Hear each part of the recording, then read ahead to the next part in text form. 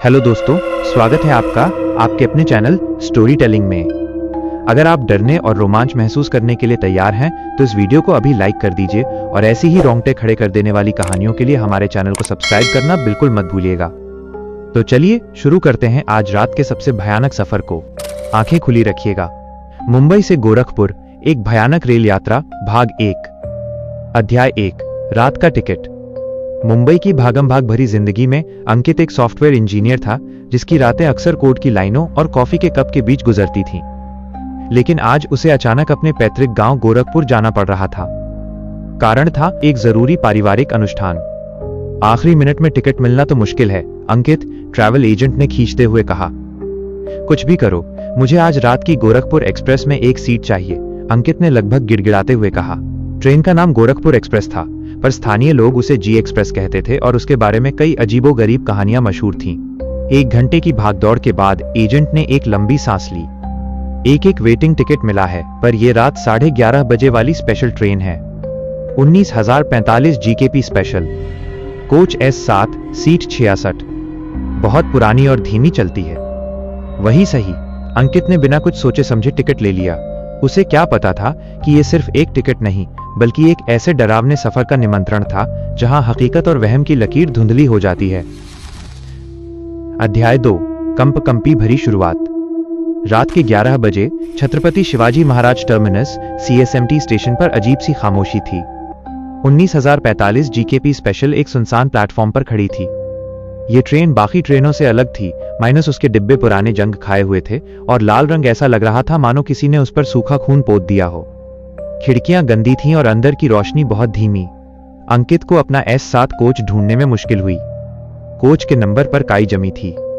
जैसे ही वो दरवाजे पर पहुंचा, एक अजीब सी सड़ी हुई गंध आई, जैसे पुरानी लकड़ी और नमी का मिश्रण। ट्रेन लगभग खाली थी। अंकित की सीट 66, एक खिड़की वाली अपर बर्थ थी। उसके सामने लोअर बर्थ पर एक बूढ़ा आदमी बैठा था। उसकी आंखें लाल थीं और उसने एक मोटा काला कंबल ओढ़ रखा था, जबकि मुंबई में गर्मी थी। अंकित ने अपना सामान रखा और बैठ गया। कहां जा रहे हो बाबू? बूढ़े आदमी ने कर्कश आवाज में पूछा। गोरखपुर, अंकित ने जवाब दिया। बूढ़े ने एक भयानक मुस्कान दी। वहां सब जाते हैं, पर कुछ लोग बीच में ही खो जाते हैं। अंकित को बूढ़े की बात अजीब लगी। उसने बात बदलने की कोशिश की। ट्रेन इतनी खाली क्यों है? अरे, ये स्पेशल ट्रेन है ना, बूढ़ा फुसफुसाया। लोग कहते हैं इसमें वो सवारी करती है जो इसे पूरा चलाती है। लोग डरते हैं। अंकित को लगा कि वो महज एक सनकी बूढ़ा है। उसने हेडफोन लगाया और खिड़की से बाहर देखने लगा। ठीक 11:30 पर बिना किसी सीटी या गार्ड के इशारे के ट्रेन ने एक झटके के साथ चलना शुरू कर दिया। उसकी रफ्तार इतनी कम थी जैसे कोई भारी चीज जबरदस्ती खींची जा रही हो। अध्याय 3, कंपार्टमेंट की काली परछाइयां। आधी रात गुजर चुकी थी। अंकित को नींद नहीं आ रही थी। S7 कोच में उसके अलावा बूढ़ा आदमी और कोने की सीट पर एक और महिला बैठी थी जिसका चेहरा दुपट्टे से ढका था। अचानक बूढ़े ने अपना कंबल हटाया और उसकी आंखें अंकित की ओर घूरने लगीं। सुना है इस ट्रेन के बारे में? बूढ़े ने पूछा। अंकित ने हेडफोन उतारा। क्या? यह ट्रेन हमेशा एक अज्ञात स्टेशन पर रुकती है। वहां कोई प्लेटफॉर्म नहीं होता, कोई TTE नहीं, कोई कुली नहीं, बस एक काली रात और अंधेरा जंगल। और जो उस स्टेशन पर उतर जाता है वो फिर कभी नहीं मिलता। जैसे ही बूढ़े ने यह कहा, ट्रेन ने जोरदार चीख के साथ अचानक ब्रेक लगाया। बाहर घना अंधेरा था, कोई स्टेशन नहीं, सिर्फ जंगल और झाड़ियां। इंजन की आवाज पूरी तरह बंद हो गई थी। हर जगह एक भयानक सन्नाटा छा गया। अंकित ने घबराकर बूढ़े की ओर देखा। बूढ़ा मुस्कुरा रहा था। उसकी मुस्कान में एक भयावह तृप्ति थी। आ गया वो स्टेशन, बूढ़ा फुसफुसाया। अध्याय 4, लोहे की गंध और दस्तक। अंकित ने खिड़की से झांका। बाहर अंधेरे में सिर्फ पेड़ों की काली परछाइयां हिल रही थीं। हवा में एक अजीब सी लोहे जैसी गंध थी, जैसी बासी खून की होती है। तभी कोच के गलियारे में किसी के चलने की आवाज आई। चाल धीमी थी, पर हर कदम पर जमीन से कुछ खींचे जाने की आवाज आ रही थी। टुक टुक टुक, आवाज पास आ रही थी। बूढ़े आदमी ने अपनी आंखें बंद कर लीं और डर के मारे कांपने लगा। उसकी पिछली बातें अब और भी डरावनी लग रही थीं। अंकित की सीट के ठीक सामने गैलरी में वो चाल रुक गई। फिर दरवाजे पर एक धीमी डरावनी दस्तक हुई। ठक ठक ठक, जैसे किसी ने नुकीली उंगलियों से दरवाजे को कुरेदा हो। अंकित ने डरते डरते दरवाजे की ओर देखा। गैलरी की धुंधली पीली बत्ती में उसे दरवाजे के नीचे से एक अस्वाभाविक काली परछाई खिसकती हुई दिखी। वो परछाई मानव आकार की नहीं थी, वो लंबी और पतली थी और उसका सिर ऐसा लग रहा था जैसे वो झुका हुआ है। ये कौन है? अंकित ने कांपते हुए पूछा। बूढ़े ने बिना आंखें खोले जवाब दिया, वही जो सवारी ढूंढती है। ये ट्रेन उसकी है। फिर दरवाजे पर एक और जोरदार दस्तक हुई। ठड़ड़ड़, जैसे किसी ने दरवाजे को फाड़ने की कोशिश की हो। अंकित अपनी सीट से पीछे हट गया। अब उसे साफ महसूस हुआ कि यह सिर्फ कोई चोर या आवारा आदमी नहीं है, यह कुछ और है। तभी कोच के दूसरे सिरे से एक चीख सुनाई दी। वो चीख महिला की थी जो कोने में बैठी थी। बचाओ, कोई है, बचाओ। चीखें अचानक रुक गईं। अंकित ने हिम्मत करके दरवाजे की ओर देखा। काली परछाई अब भी वहां थी। उसने महसूस किया कि परछाई दरवाजे के छोटे से शीशे से अंकित को घूर रही है। वो डर के मारे पसीना पसीना हो गया। उसने आंखें बंद कर लीं और भगवान को याद करने लगा। अध्याय 5, भूतिया चाय वाला। 5 मिनट, जो अंकित को 5 घंटे लगे, बीत गए। अचानक ट्रेन में एक जोरदार झटका लगा और वो फिर से चलने लगी। उसकी धीमी पुरानी आवाज जंगल की खामोशी को तोड़ रही थी। काली परछाई गायब हो चुकी थी। बूढ़ा आदमी भी अपनी आंखें खोलकर कांप रहा था। बच गए, इस बार, बूढ़े ने हाफते हुए कहा। अब वो अगले हॉल्ट पर ढूंढेगी। अगला हॉल्ट? ये सब क्या है? अंकित चिल्लाया। बूढ़े ने डरावनी शांति से कहा, मैंने कहा था ना, गोरखपुर एक्सप्रेस एक शापित ट्रेन है। वो हर रात किसी को अपने साथ ले जाती है।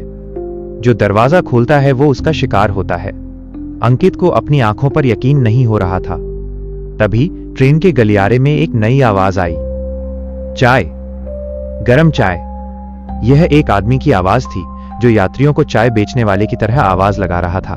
आधी रात के इस सन्नाटे में यह आवाज बेहद अजीब लग रही थी। थोड़ी देर में एक लंबा पतला आदमी S7 कोच में आया। उसके चेहरे पर अजीब सी सफेदी थी और उसकी आंखें गहरी खाली थीं। उसके हाथ में एक पुराना बदरंग थर्मस और कुछ टूटे हुए कांच के गिलास थे। चाय, गर्मा गर्म चाय? उसने अंकित की ओर देखकर पूछा।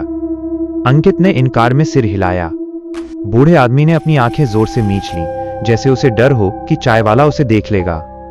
चाय वाला धीरे धीरे आगे बढ़ा और हर सीट के पास रुकता गया। जब वो उस महिला की सीट के पास पहुंचा जो कुछ देर पहले चीख रही थी, तो उसने वहां रुककर अजीब सी मुस्कान दी। आपको चाय नहीं चाहिए मेम साहब? उसने उस खाली सीट को संबोधित करते हुए पूछा। महिला की सीट खाली थी।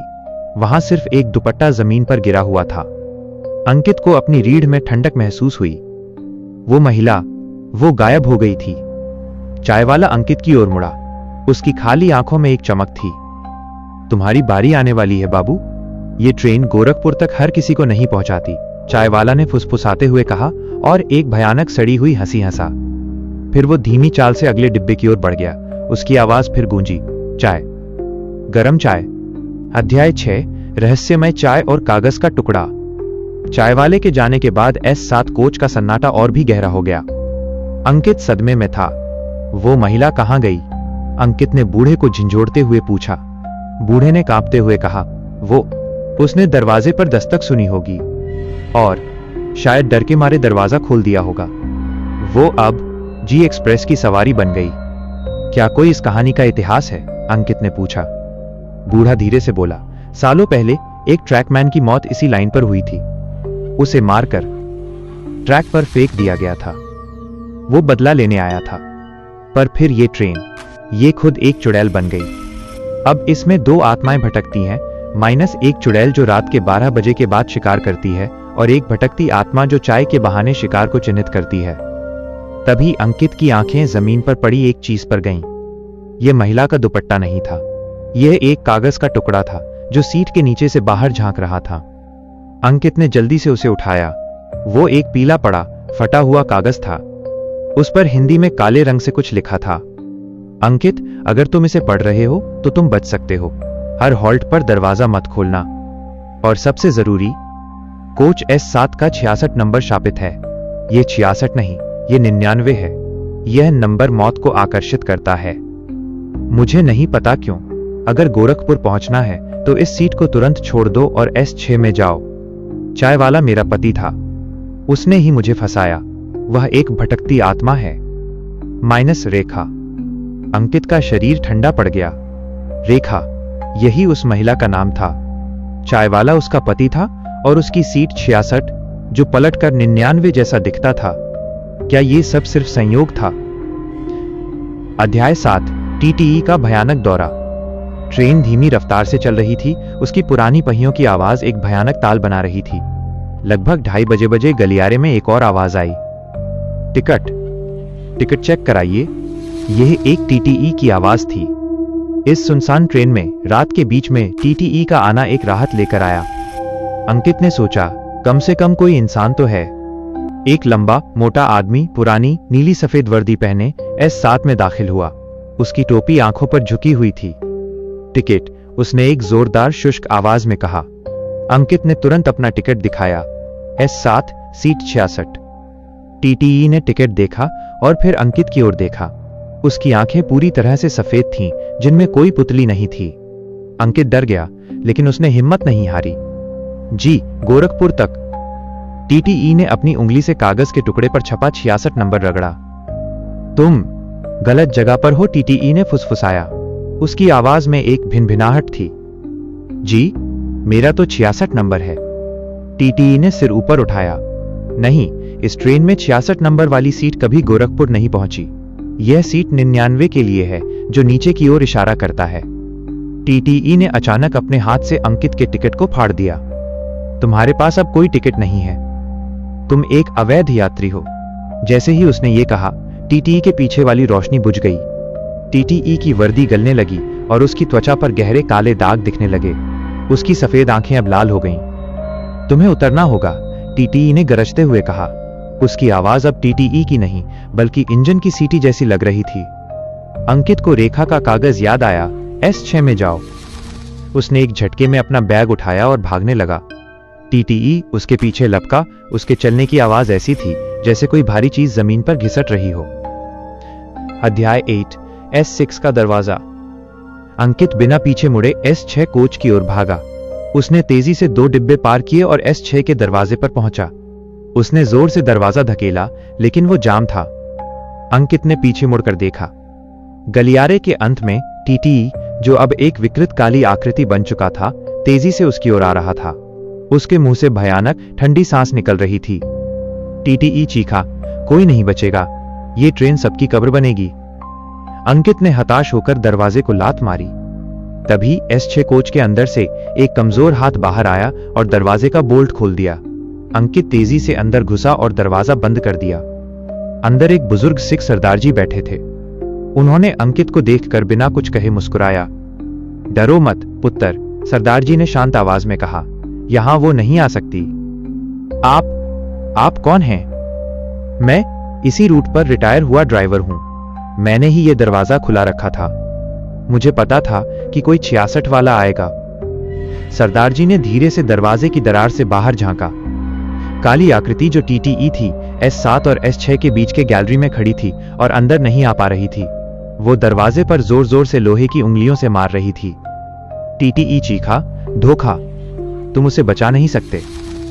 सरदार जी ने दरवाजे को बोल्ट लगाकर एक गहरी सांस ली। वो इस डिब्बे में तभी आ सकती है जब कोई उसे बुलाए। अध्याय 9, अंतिम हॉल्ट, भोर की प्रतीक्षा। S6 में सिर्फ सरदार जी और अंकित थे। सरदार जी ने बताया कि यह ट्रेन एक चलती हुई कब्रगाह है, जिसे वर्षों पहले एक दुष्ट जादूगर ने शाप दिया था। चुड़ैल और टीटीई दोनों ही उसी जादूगर के शापित सेवक थे। तो हम कैसे बचेंगे? अंकित ने पूछा। सच्चाई से, ये भूतिया ट्रेन सिर्फ अंधेरे में शिकार करती है, सरदार जी ने समझाया। गोरखपुर से पहले एक छोटा स्टेशन आता है देवरिया सदर। ट्रेन वहां केवल 4 बजे सुबह रुकती है। उस समय भोर का पहला प्रकाश दिखने लगता है। हमें उस प्रकाश का इंतजार करना होगा। जब तक सूरज की पहली किरण इस ट्रेन पर नहीं पड़ती, तब तक हमें किसी भी कीमत पर दरवाजा नहीं खोलना है। ट्रेन फिर धीमी होती गई। टुक टुक टुक। फिर से गलियारे में चलने की आवाज आई। इस बार ये चाय वाला था। चाय, गरम चाय। चाय वाला S6 के दरवाजे पर आकर रुका। ठक ठक ठक। वह दरवाजे को जोर से खटखटाने लगा। यात्रीगण, आप थक गए होंगे, एक गरम चाय ले लीजिए, फ्री है आज। सरदार जी ने अंकित का हाथ कसकर पकड़ा। हिम्मत रखो पुत्र, ये हमें बहका रहा है। चाय वाला चीखने लगा। अंदर वाले, तुम छिप नहीं सकते, मुझे पता है तुम हो। तुम्हारी सीट 66 मेरा इंतजार कर रही है। यह चीख सुनकर अंकित का दिल बैठ गया। उसने खिड़की से बाहर देखा। अंधेरा इतना घना था कि कुछ दिखाई नहीं दे रहा था। घड़ी में 3:50 बज रहे थे। अध्याय 10, भोर का प्रकाश। बाहर चायवाले का चीखना जारी था। अंकित, दरवाजा खोलो, मैं तुम्हें गोरखपुर पहुंचा दूंगा। यह सिर्फ एक खेल है। सरदार जी और अंकित ने आंखें बंद कर ली थीं। वे सिर्फ समय गिन रहे थे। तभी ट्रेन ने फिर जोरदार ब्रेक लगाया। बाहर एक भयानक तूफान जैसा शोर गूंजा। ऐसा लगा जैसे ट्रेन को कोई विशाल हाथ पकड़कर हिला रहा हो। ये आखिरी हॉल्ट है, सरदार जी ने कांपते हुए कहा। देवरिया सदर, पर यह हमें 4 बजे से पहले यहां से हटने नहीं देगा। ट्रेन की पूरी बिजली चली गई। S6 कोच में घना अंधेरा छा गया। चायवाला दरवाजे पर जोर जोर से पीटने लगा। अंधेरा मेरा है, तुम मेरे हो। अंकित ने डर के मारे आंखें खोली। समय था रात के 3:58। तभी खिड़की के पास से एक मध्यम नारंगी रंग का प्रकाश झांकने लगा। सरदार जी, सूरज, सूरज आ रहा है, अंकित चीखा। जैसे ही प्रकाश की पहली झलक ट्रेन के अंदर पहुंची, काली परछाई दरवाजे से हट गई। चाय वाले की चीख एक दर्दनाक विलाप में बदल गई। नहीं, नहीं। रोशनी। बाहर तूफान का शोर अचानक बंद हो गया। ट्रेन ने एक धीमी हल्की आवाज के साथ फिर से चलना शुरू कर दिया। सरदार जी ने दरवाजे का बोल्ट खोला और बाहर देखा। गलियारा अब साफ था। काली परछाई गायब थी। TTE भी नहीं था। और चाय वाला, वो सिर्फ एक पुरानी जली हुई वर्दी के रूप में जमीन पर पड़ा था। उपसंहार, गोरखपुर। सुबह 6 बजे गोरखपुर एक्सप्रेस अपने गंतव्य स्टेशन पर पहुंची। अब ये एक सामान्य ट्रेन लग रही थी जिस पर सूरज की धूप पड़ रही थी। अंकित और सरदार जी S6 से उतरे। S7 डिब्बा पूरी तरह से खाली था। अंकित ने अपनी सीट 66 की ओर देखा। उस पर धूल जमी थी, जैसे वो वर्षों से इस्तेमाल नहीं हुई हो। आप, मेरा शुक्रिया, अंकित ने सरदार जी से कहा। सरदार जी ने मुस्कुराते हुए कहा, बच गए पुत्र। इस ट्रेन की कहानी हर रात दोहराई जाती है। बस याद रखना, जिंदगी में कभी भी किसी भी अंधेरे हॉल्ट पर दरवाजा मत खोलना। सरदार जी भीड़ में कहीं खो गए। अंकित ने अपने घर की ओर कदम बढ़ाए, लेकिन वो जानता था कि गोरखपुर एक्सप्रेस की वो भयानक यात्रा हमेशा के लिए उसके दिमाग में एक डरावना रहस्य बनकर रहेगी। वो 66 नंबर की सीट और वो भूतिया चाय, उसे हमेशा याद रहेगा कि कुछ यात्राएं गंतव्य तक नहीं बल्कि एक भयानक सच्चाई तक पहुंचाती हैं। कैसा लगा आपको ये भयानक सफर? हमें कमेंट्स में जरूर बताइए कि आपको कहानी का कौन सा हिस्सा सबसे ज्यादा डरावना लगा। अगर आपके रोंगटे खड़े हुए हों तो इस वीडियो को लाइक करें और ऐसी ही अनसुनी, रहस्यमय और डरावनी कहानियों के लिए अपने चैनल स्टोरी टेलिंग को सब्सक्राइब करके बेल आइकॉन दबाना बिल्कुल न भूलें। हम फिर मिलेंगे अगली रात एक नए डर के साथ। तब तक के लिए अपना ध्यान रखिए।